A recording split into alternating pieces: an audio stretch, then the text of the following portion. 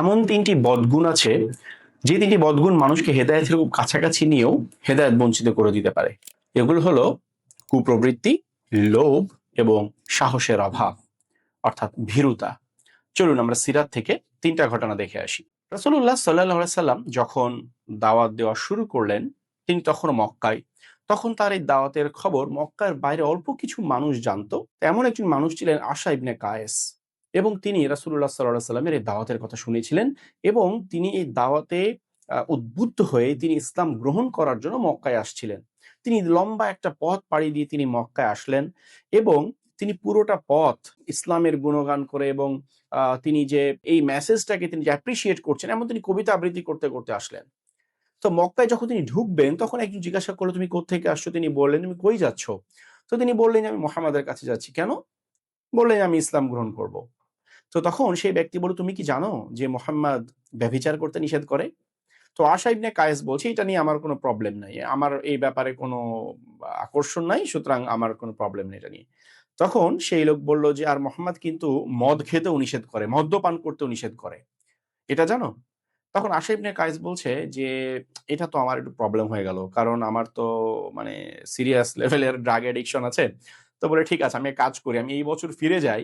আমি ১ বছর শান্তি করে মদ খাবো। প্রচুর মদ খাবো যাতে আমার এই নেশাটা চলে যায়। এরপর সামনের বছর এসে আমি আবার ইসলাম গ্রহণ করব। তো আশা ইবনে কায়েস এই যে লম্বা পথ পাড়ি দিয়ে ইসলামের এত কাছাকাছি এসেও তিনি ইসলাম গ্রহণ না করে ফিরে গেলেন এবং এর কিছুদিন পরে তিনি মারা গেলেন।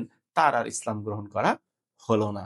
তাহলে আমরা দেখলাম কিভাবে কুপ্রবৃত্তি, লাগামহীন কুপ্রবৃত্তির কারণে তিনি হেদায়েতের এত কাছে এসেও দূরে সরে গেলেন।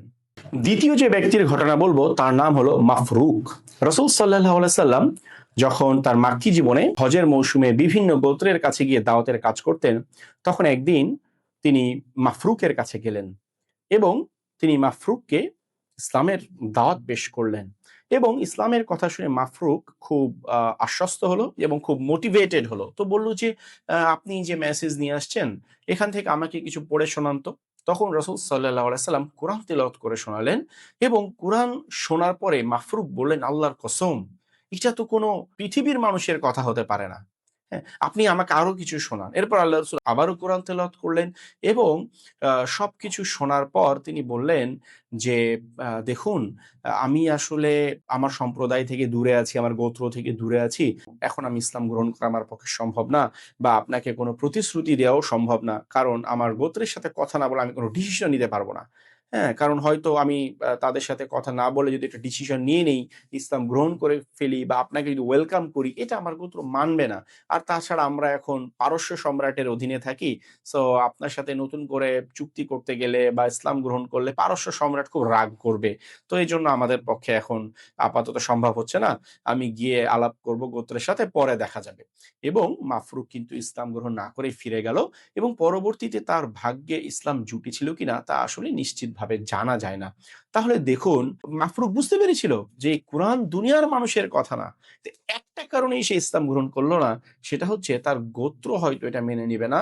পারস্য সম্রাট হয়তো রাগ করবে। ঠিক আছে?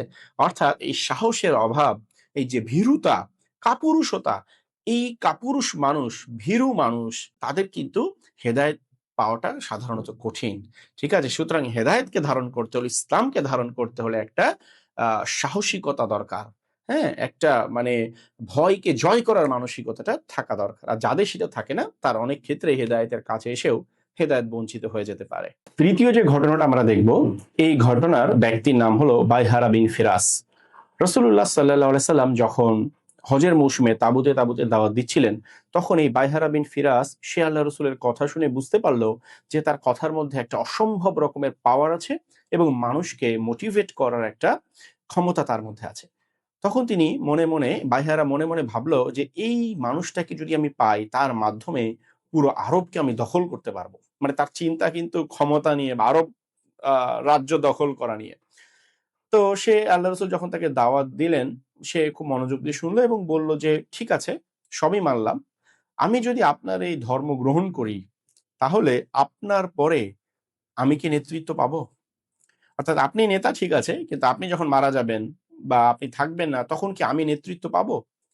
তখন আল্লাহ রসুল বললেন যে দেখো, নেতৃত্ব আল্লাহর হাতে, এটা আল্লাহ সুবহানাহু ওয়া তাআলা যাকে চান তাকেই দিবেন, এখানে এটা আমি এটার কন্ট্রোল করতে পারি না। তখন বাহেরা বলল যে আমি এত কষ্ট করে আপনার ধর্ম গ্রহণ করব, আপনার জন্য আমি জীবন দিব, যুদ্ধ করব, সবকিছু ত্যাগ করব, কিন্তু নেতৃত্বই যদি না পেলাম, তাহলে আমার এটা গ্রহণ করে এত কষ্ট করার আমার দরকারটা কি? হ্যাঁ, এবং সে কিন্তু এই দাওয়াতকে প্রত্যাখ্যান করলো, সে ইসলাম গ্রহণ করলো না। তাহলে দেখুন, ইসলামের এত কাছে এসেও রাসূল সাল্লাল্লাহু আলাইহি সাল্লামের কথায় মোটিভেটেড হয়েও বায়হারা ইসলাম গ্রহণ করলো না কেবলমাত্র একটা কারণে, সেটা হচ্ছে সে এই দিনের মাধ্যমে দুনিয়াবী স্বার্থ উদ্ধার করতে চেয়েছিল। সে তার উদ্দেশ্যই ছিল যে ইসলামকে গ্রহণ করে আল্লাহ রসুলকে অ্যাকসেপ্ট করে তার মাধ্যমে কি করা, আরব দখল করা, অর্থাৎ একটা দুনিয়াবী স্বার্থ, লোভ। ঠিক আছে, এবং এই কারণে কিন্তু সে ইসলাম গ্রহণ করতে পারলো না। তাহলে আমরা এই পর্বে সিরাত থেকে দেখলাম যে তিনটা খারাপ গুণ মানুষের মধ্যে থাকলে মানুষ হেদায়েত বঞ্চিত হয়ে যায়।